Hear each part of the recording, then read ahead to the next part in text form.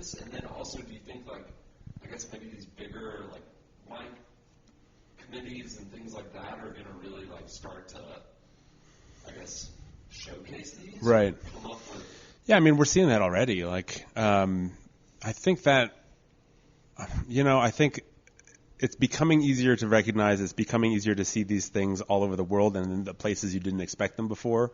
I mean, I see orange wines, skin macerated wines, if you like. Thank you. Please don't say orange on this podcast. I don't want to confuse people of which fruit we're. You just want to talk about skin contact. I know that's what that. Classy. I knew that was a shortcut to that somehow. That's why we're here today. We're talking skin contact.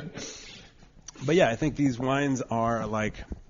I think it's the same as everything else in some ways, where it's like the good ones show and they last, and the kind of entry-level things that were just experiments, either they can't handle doing it anymore or the market doesn't want it anymore. But I think there is that middle ground where there's like just the ones on the edge that are like not super funky, or even ones that are insanely clean. Like natural wine doesn't mean dirty wine, that kind of occupy that little liminal space in between that's really cool. So I think there's a wine at every single level that you can dip into right now to see. Like if you taste one wine that's like a little natural and you're like, okay, I think I want to go in this direction, there's lots of channels to like go iteration by iteration into that, which is really, really cool.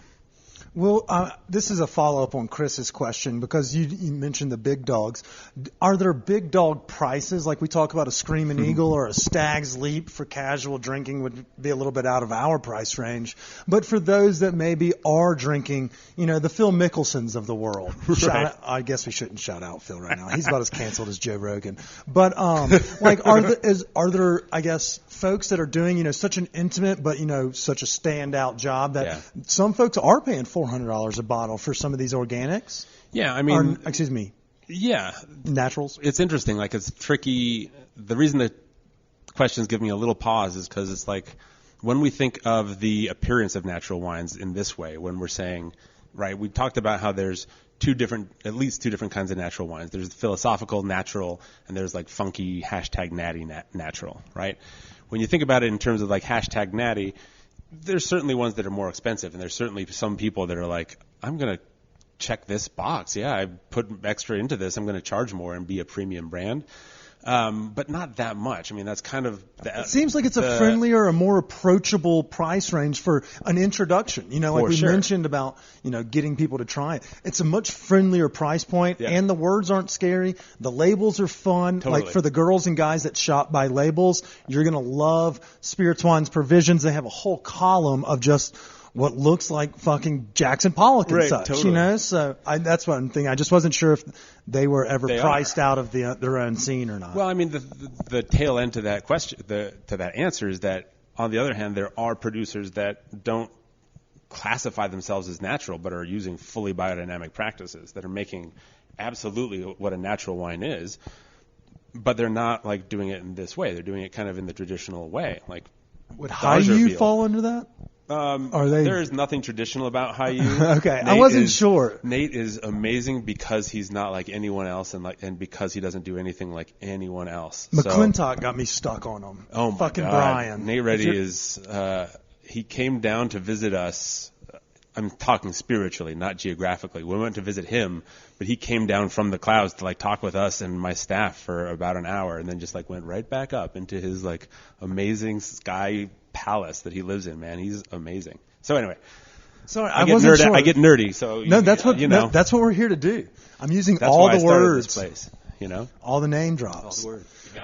Okay, so before we start talking about how Noble Riot's menu reflects, your passion and your team and what y'all hunt when y'all are looking for new ones, I want to ask one more question. We name dropped Brian and Haiyu. Drake Whitcraft's doing great work over in the PNW, and I feel like America's made those steps in years past. Are we the leaders? Are we leading from the front? In the natural wine scene, or are the Italians, like, Benny and Zoid's cool. got French and Italians in there? Who's kicking ass? That's the an interesting Czechs, question. the Austrians? There's actually, that's a good question. It's a hard one to answer. Fuck yes. I know, I just threw another, 10 bonus points your way. I'm sorry, man. I should have just held all my cards. We'll catch you up. Just as long as we don't lose. Yeah. 4-1. 4-1. America has definitely made some advances. I would say my instinct is to say that like the Loire Valley in France is one of, and Beaujolais in France. Those were in some ways the kickstarters, the very like early winemakers that really started what we're seeing now. But that was back in like the late 70s, early 80s especially. But it's like the Loire Valley is such a stronghold. Beaujolais is such a stronghold.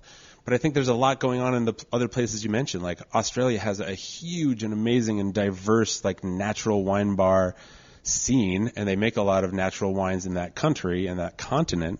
But you have like Hungary, you have some like Georgia and Slovenia and some of those kind of countries that maybe didn't adopt as many unnatural practices and are really like diving in and leaning into those older practices and the traditions to find it. America has our own way of doing it, and we've been kicking ass at it, I'd say, especially since like 2007 when so much of the land in California, like in the crash, became cheap. A lot of young people went out there and were just like, this is my one chance. This is the only time a Napa or a Sonoma vineyard is going to be up for this money, and grab some cash, grab some friends, and started some of these things that are now producing some of these amazing example-setting wines here. So I'd say stylistically, America's got a voice, which is awesome.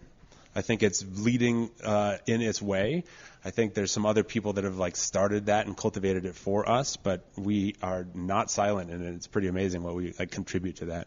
Fuck yeah. All right. Good time. So we're going to kind of shift gears here. We've talked a little bit about the history of natural wine, and so those kind of feel more, engaged going forward. So I want to talk a little bit about this little, this nest you have here. Yeah. That y'all have built, a little bit of a cult following. The place, I'd recommend getting reservations. Y'all do bubbles and fried chicken. Yeah. But I want to know, how do we curate this menu that makes it not only approachable to those that have never come in, but also, doesn't turn away those that want to be regulars? Yeah. And how much of the input does the team? We shouted out Quinn, but you said everybody on the squad's awesome.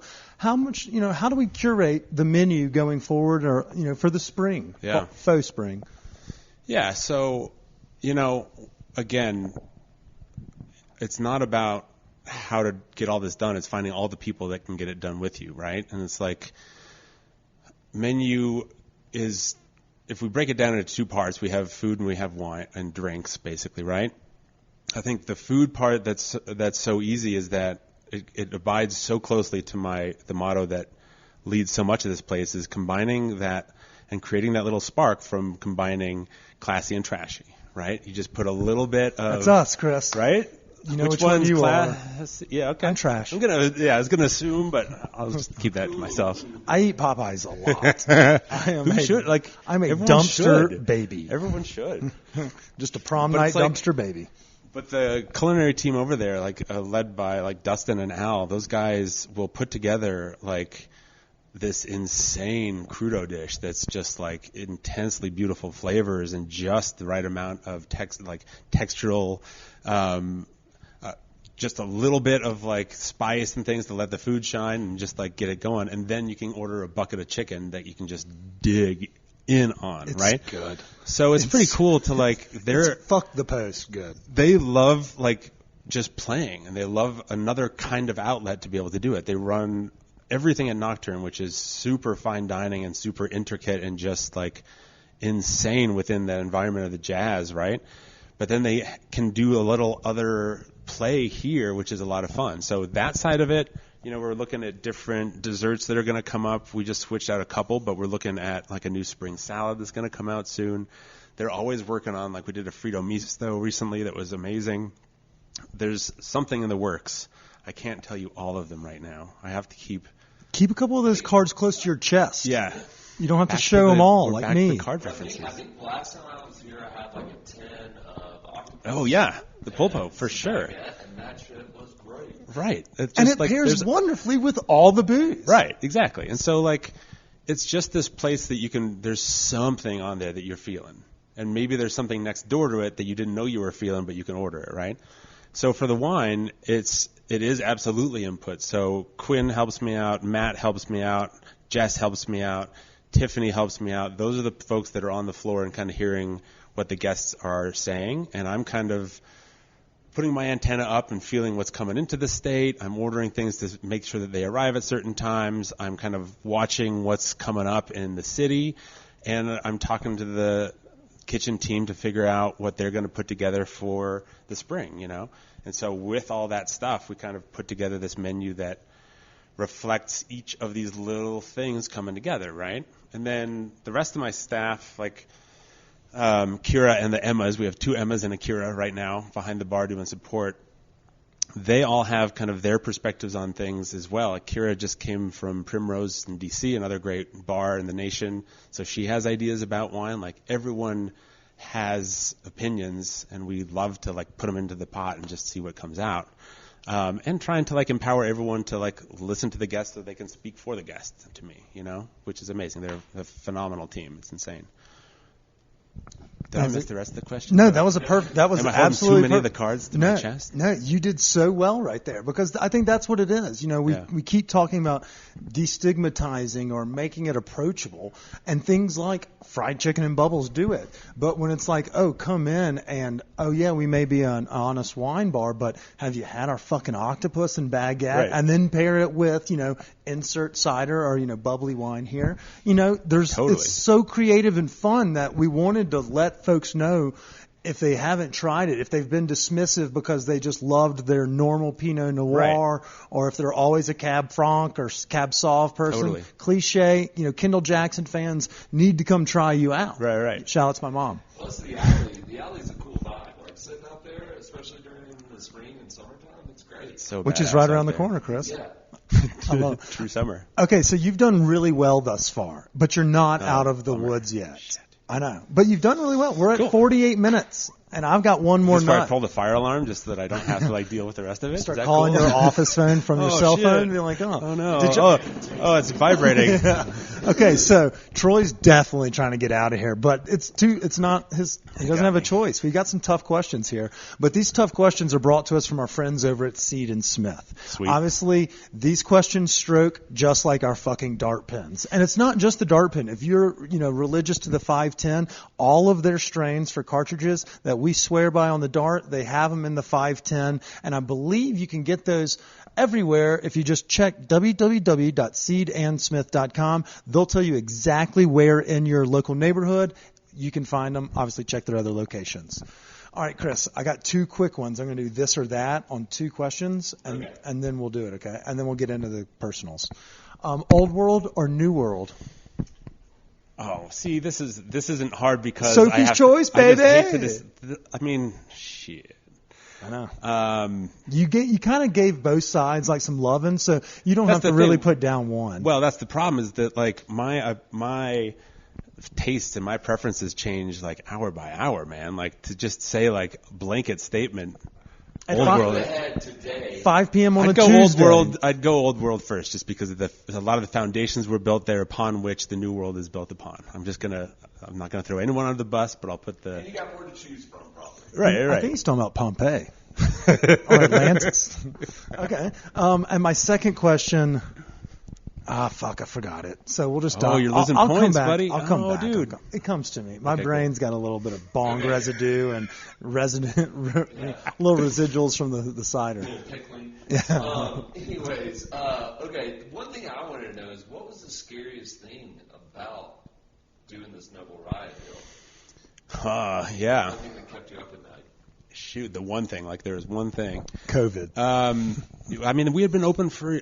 I mean, that's what's crazy, right? Is like we opened in April of 2019. We had a year before COVID to like think we were getting things rolling, and then COVID hit. So before we opened, though, it was just like, you know, we had lost one place, we had lost a couple other deals. It felt so good. Like it felt so good to start occupying that person that was me as a wine bar owner. I liked the way that suit fit. And so to like have someone like rip it off of you and put it back in the closet was rough. But I think in terms of fear, like, you know, it becomes very personal. It's your baby, right? And so it's like, it was this idea of bringing something that I didn't want to. I don't like failing. I don't love it, especially when I'm trying to bring the community into it. I don't want to like give and then take back from a community, especially